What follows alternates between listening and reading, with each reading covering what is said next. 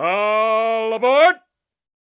Hello， 大家好呀，这里是火山社，我是小史，欢迎收看我们新的一期火山鬼话。哎呦，说实话，好久没有录火山鬼话了，所以呢，今天这一期一定不会含糊。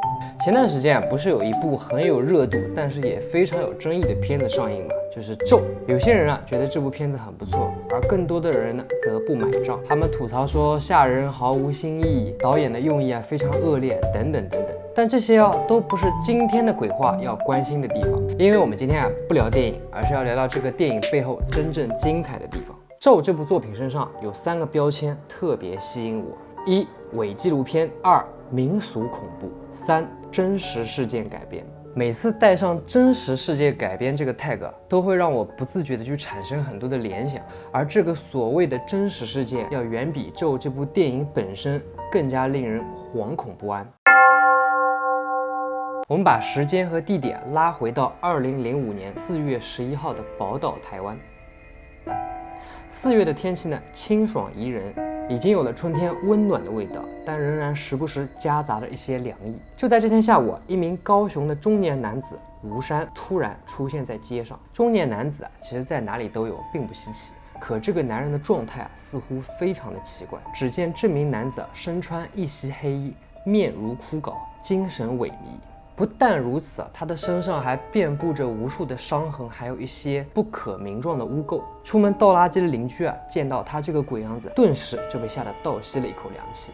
吴家呢，总共6口人，夫妇2人和3女1子，是非常平凡的一家人。如果说真的有什么非常特殊的地方的话，那可能就是在民族信仰方面非常的狂热。见到吴山的邻居感到惊讶，一方面是因为他骇人的状态，另一方面是因为这家人家其实在当地已经销声匿迹1个多月，村里人都以为他们全家离开本地去旅游了。更奇怪的是吴山对自己的状况并没有做出任何的解释，只是呢不停地叮嘱见到他的邻居帮忙叫一辆救护车。没头没尾的说完这些呢，便不顾阻拦匆匆离开，再也不见了踪影。热心的邻居顿时一脸茫然，既不知道要帮谁叫救护车，也不知道在过去的1个月，吴家的家里到底发生了多么恐怖的事件。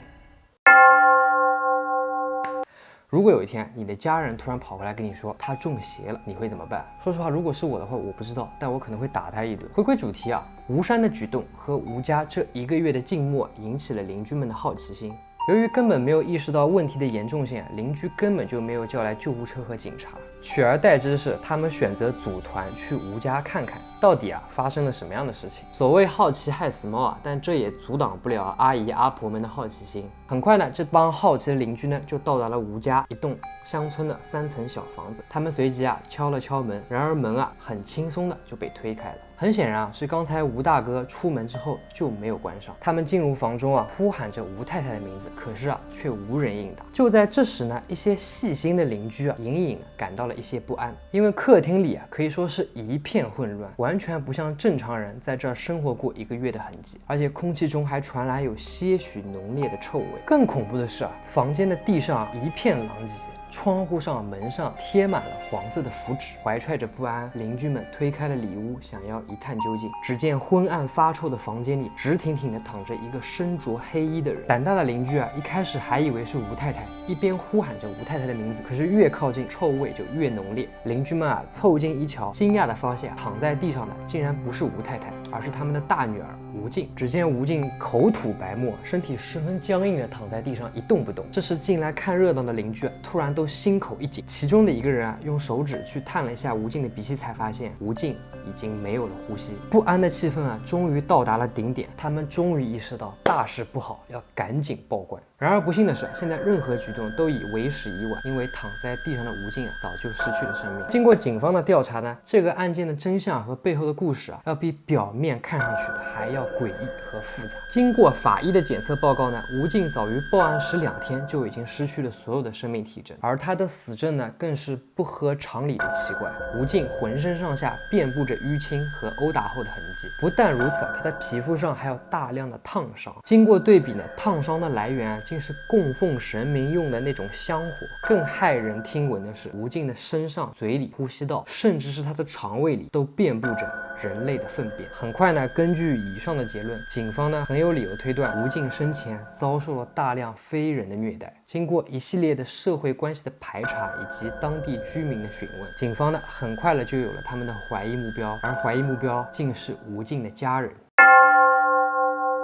其实呢，怀疑吴家人是嫌疑犯的主要原因呢是3点。第一点呢，吴家大女儿吴静于3月初回到高雄老家之后，就再也没有出过家门。第二点，吴静身上所有的伤痕均为外力和异物所致。第3点，吴家人对于吴静死亡的态度非常的反常，他们非但没有及时就医，直到案发数日后都没有去警局或者医院询问过任何情况。于是乎警方判定吴静的家人有重大的犯罪嫌疑。很快呢，那些悉数不见的吴家人都被警方传唤到了局里。然而经过审问之后，却出现了一个令人出乎意料的局面。当警察向吴家每一个人声明他们的大女儿、他们的姐姐吴静已经死亡之后，他们没有一个人相信，心照不宣地说吴静没有死，死的是她身上的鬼，是邪魔。于是乎随着调查的展开，一个光怪陆离、诡异怪谈的案发经过就被慢慢挖掘了出来。但是要了解全部我们必须从吴静的家人开始说起。我们就从最早出场的吴山开始说起吧。吴山呢是一个50多岁的高雄人，他和他的妻子也就是吴太太王英同为本地人。他们居住的地方也就是这次案件的案发地，高雄鼓山区的一座3层楼联排别墅。夫妻2人平时主要的经济来源都在于一些农活和粗活。2人呢育有4个子女，3个女儿1个儿子。他们的子女呢因为受到了相对更好的教育，基本上呢也都有着一份不错的工作。大女儿呢在台北开了一家便利店，据说生意还不错。他的2女儿吴倩和3女儿吴玲，他们的工作都是护士。剩下的弟弟呢，则是在印刷厂工作的一名工人。根据警方呢对他们日常生活的调查，吴家6口人生活轨迹是相对平凡的，社会关系呢也非常的简单，没有任何的仇人或者外债的痕迹。如果真的要说这一家人有一些不正常的地方，那就像一开始说的，他们对一些民俗信仰是非常的狂热的。简单来讲，就是特别的迷信，尤其是吴山和他的太太王英。据说他们常年会在家里供奉神明，而据不可靠的传闻声称呢，他们崇拜的神明是3太子。特别声明一点，这个3太子不算是邪神或者是邪教之类的。粗暴一点来解释，3太子可以理解为哪吒。然后呢，3太子在闽南一带，尤其是在台湾南部那一带是非常流行的。这个就算是一个大前提。聊完了前提我们来聊一聊吴家人的故事。我们把时间呢推回到2005年2月的某一天。这天呢本是平凡的一天吴太太呢在家像往常一样做着家务。可就在这时她的3女儿吴玲突然冲到了她的面前。吴太太感到奇怪，小女儿这会儿应该是在医院上班的呀，怎么会突然跑回家里面呢？而更让人奇怪的是，她的小女儿的神态、语气和音调都跟往常有些许的不同，就好像换了一个人。还不等王英想明白，小女儿吴玲突然开口说道：你们大女儿吴静有大灾将至如果不处理性命堪忧，一定要让她在2月28号之前回到高雄老家，回去了才能活下来。他甚至告诉王英此时此刻他并不是他的小女儿吴玲，而是3太子。刚刚的现象呢，也就是所谓的上身或者附身，如果在民俗一点的说法，就是起乩。吴家人本来就迷信听完这些话，立马电话联系了远在台北的女儿，让她立刻回家。而吴静本人呢，竟然在听完这些看似无理的要求之后，完全没有拒绝的意思，他甚至直接丢下了手头的生意，回到了老家。更奇怪的是吴静回到家之后，整个人的精神状态就变得异常糟糕。他跟家里人说自己几乎无法获得正常的睡眠，每晚都会做非常奇怪和恐怖的梦，在这个梦里面经常有人要伤害他、侵犯他。到了后来更是只敢在白天家里有人活动的情况下才敢入睡。为了解救女儿的困境吴家人可以说是使出浑身的解数，想尽了办法。他们拜了一座又一座的庙，烧了一把又一把的香，更是请来了所谓的高人前来指点。但是大女儿吴静的状况没有得到丝毫的改变，她依然噩梦连连，憔悴不已。然而大姐的情况很快都传到了家人的耳朵里，没有太久呢，家人都悉数回到了高雄老宅，希望能帮助吴静找到解决方法。直到3月初，吴静在家中接到了一通非常神秘的电话。我可以说，从现在的上帝视角来看，正是这通电话成为了压垮吴家人的最后一根稻草。2005年3月初，没有人真正知道吴静在那通神秘的电话里到底听到了什么。只见吴静呢挂断了电话，沉默了一会儿，就开始声称自己是观世音菩萨。他现在降临人间呢，是为了解救众生、消灾解难。可谁曾想话音刚落，他竟然拿起身边的扫把，开始疯狂地殴打自己。自那之后，吴家悲剧的帘幕可以说是被正式的拉开，家里面所有的人都开始慢慢变得不正常。自吴静变成观音菩萨之后，一个接一个的声称自己被起乩的，也就是附身。他的父亲吴山说自己是玉皇大帝，他的母亲王英自称自己是王母娘娘，而二女儿吴倩则说自己是七仙女。她明明一个人，为什么是七仙女？三女儿则是刚刚提起的三太子，而那个小儿子他认为自己是济公下凡。于是乎吴家很快的就开启了神明模式，也是俗称的神仙打架。有的时候呢，一天1、2个人起乩，有的时候呢3、4个起乩。他们声称起乩是因为家里有妖气，这些神灵之所以会附身在他们身上，是要用他们的身体去斩妖除魔，要用武力去镇压。于是乎，从早到晚，从一开始的撒盐撒米，到后来呢抄起身边能抄起的一切，学成龙用道具战斗，什么扫把呀、拖把呀、碗筷呀，甚至连供奉神明的雕像都被当成了近战的武器。到后面呢，愈发的过分，他们觉得香是神仙享用的东西，所以一定具有神性。那同理，它也可以拿来驱邪。